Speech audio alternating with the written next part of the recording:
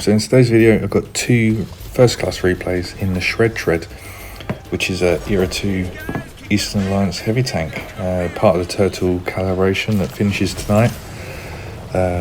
So hopefully you've got your 25% discount through the Party Wagon Earn Up.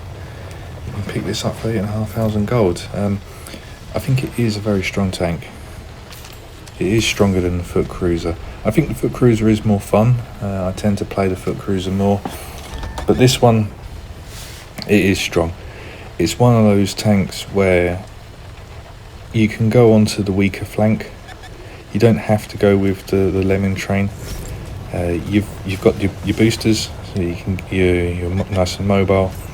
You've got a big hitting gun, and you've got the Gatling gun as well. That it's very useful for tracking people. So when you're on a flank by yourself, put a big shot into someone, fire the Gatling gun, maybe track them, track someone else, and then that obviously hopefully will start making the enemy Lemming train hesitate and stop.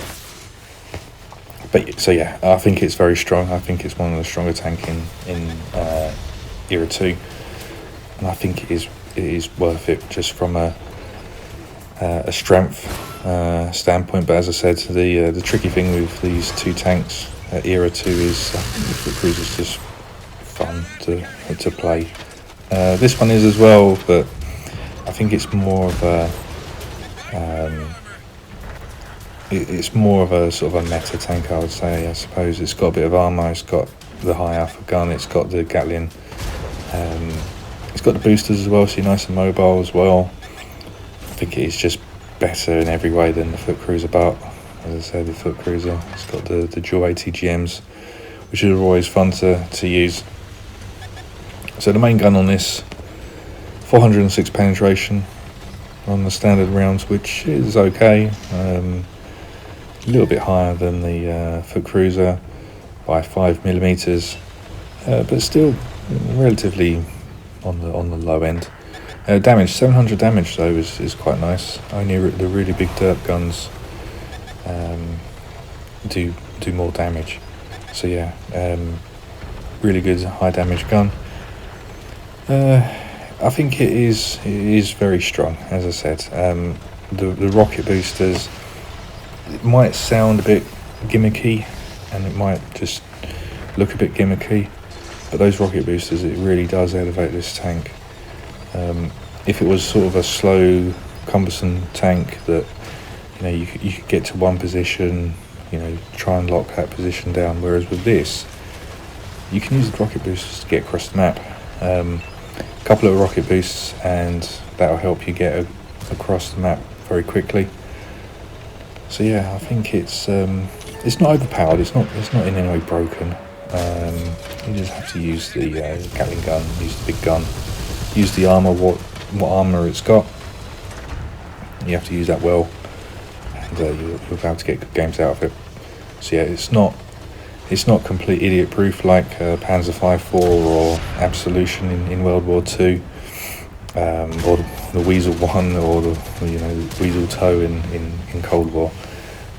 You do have to just use this tank to its strengths, and as I said, to make sure to you get big shots in with your main gun, and use the Gatling gun to try and just track people. So there, as you can see, use the Gatling gun just to try and track the tank again. I have got a couple of I might put it as a short, but situations where you can track people, especially on ridgelines. You get someone on a ridgeline, you track them, switch to the Gatling gun. They may burn their repair kit to get back behind the ridgeline. Your Gatling gun can just shred through their tread again, and then they're completely exposed. So yeah, the Gatling gun, really good against light tanks, incredibly good against light tanks. As I said, I think that's one of the main reasons why this tank is so good. Light tanks are a nuisance, and to have that Gatling gun and just delete a lot of their health, obviously very useful. So, I suppose, would I recommend getting it? I suppose I would. And as you can see against this Weasel one with the Gatling gun, I suppose I would. It's a fairly good tank. It's just, as I said in the Foot Cruiser video, I just have a feeling, the Warhammer 40k stuff, that came back, and it came back the second time it was on an Ernop. It might happen with these two tanks. I think that the coincidence that they're both Era 2 Eastern heavies, I can't imagine an Ernop in the future where it's you pick one or the other. But then saying that, G.I. Joe stuff, I don't think that ever came back on an Ernop or anything, so it's take the best guess really. I did get both.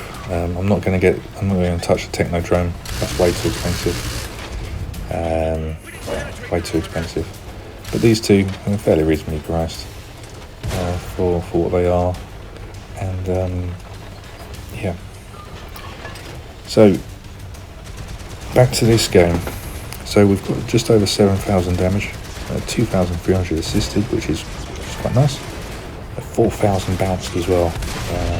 As I said, the armour, it does actually hold up quite nicely. I think a lot of that was just a couple of auto cannons, but still I'll take the bounce damage.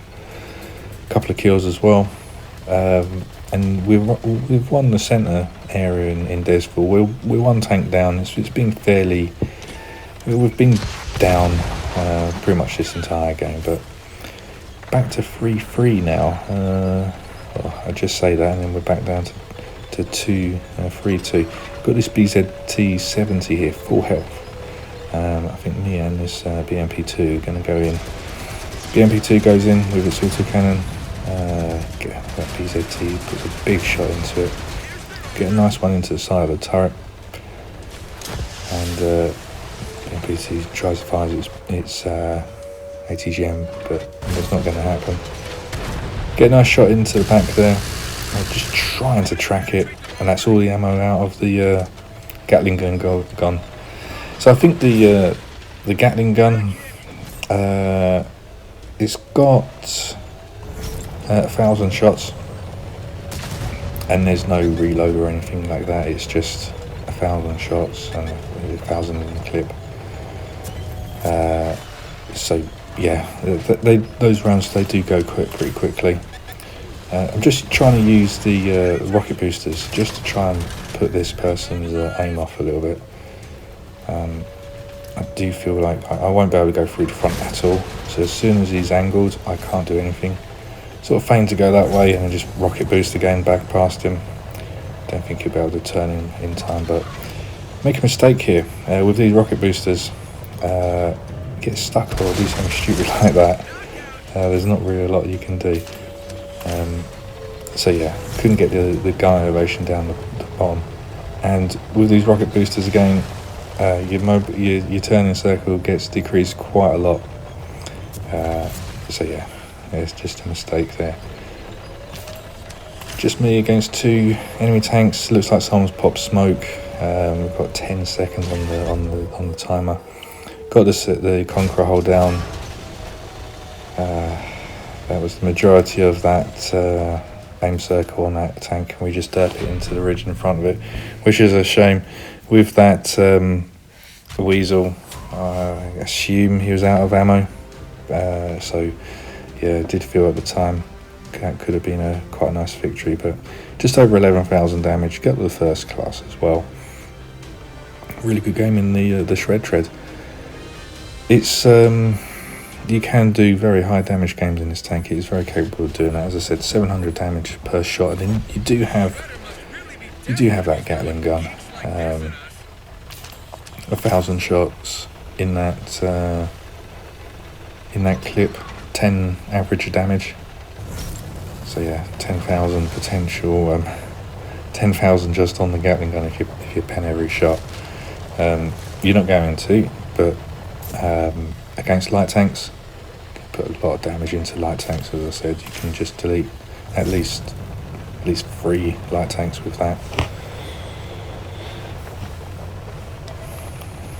But now we're on Duke Le Pass on the second game. Just pushing, I find on Cold War, sort of pushing this flank from this spawn is better than going down sort of in the southeast. Not too sure why. I think it's because a lot of people from that spawn, they camp sort of C6, 7 and 8 on that ridge, and from this way you can get a lot of shots like this. Get a nice shot in there, set him on fire. Tempted to use the Gatling gun just to try and track him, but it looks like other people are shooting him, and he's just been deleted anyway. Getting shot by the Marder there.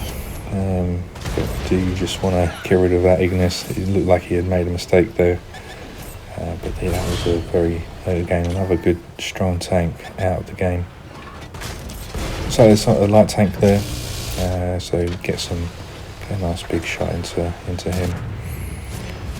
So yeah, it's a bit of a shame how expensive these tanks were, especially the Mega Bundle. That was just outrageous how expensive that was.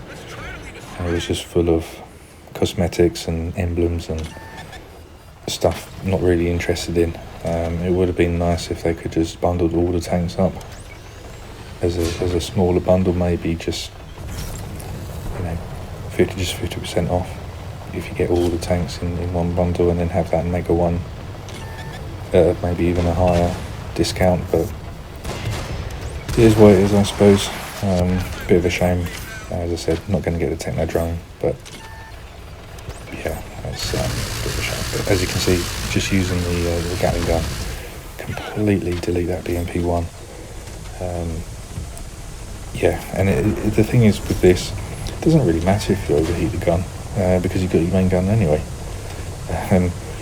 So yeah, I tend to find that when I'm on a reload, you can just switch over to the Gatling gun, just put a few shots down to try and track people, or just target the light tanks. Otherwise, yeah, you just use it as a bit of a backup, a bit of a personal defense weapon on the tank. The best way to think about it. Surprised that enemy T-72 lasted that long, but anyway. Just going in on a Chieftain now, pop smoke, just trying to see if he's still there.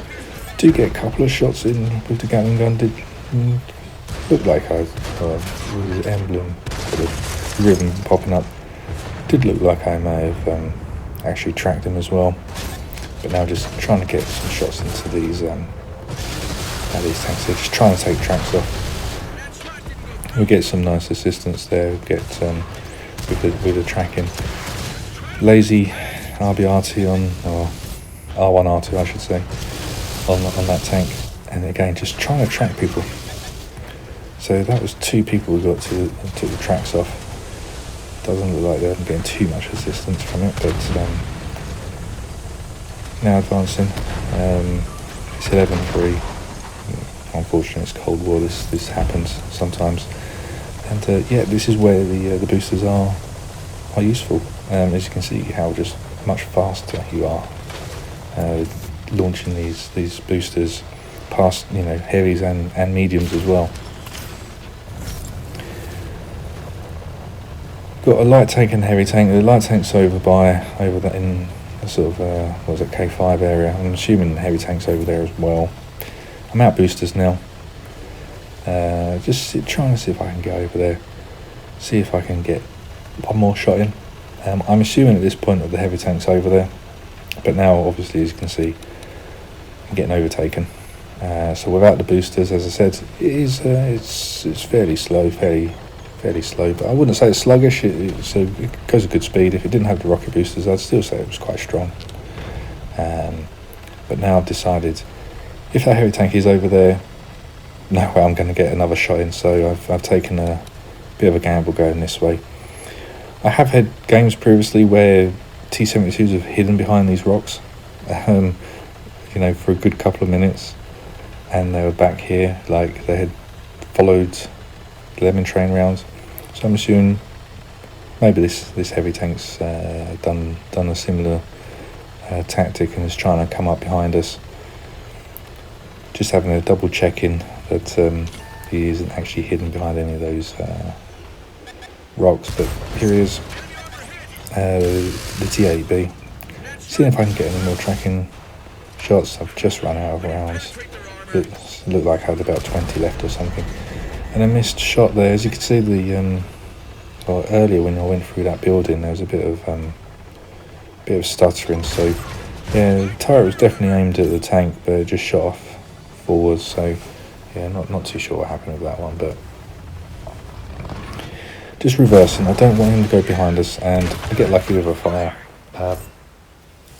I think the heavy tank coming in, the friendly heavy tank, probably would have taken the kill if I hadn't got that fire. So yeah, we get the fire and get the kill. So yeah, 8.2 damage. Got the most assisted in that game as well, which is good. That's just the power of the tracking shots. So yeah, that's the Shred. I think it's the stronger of the two Cold War turtle tanks, and I think it's definitely worth getting.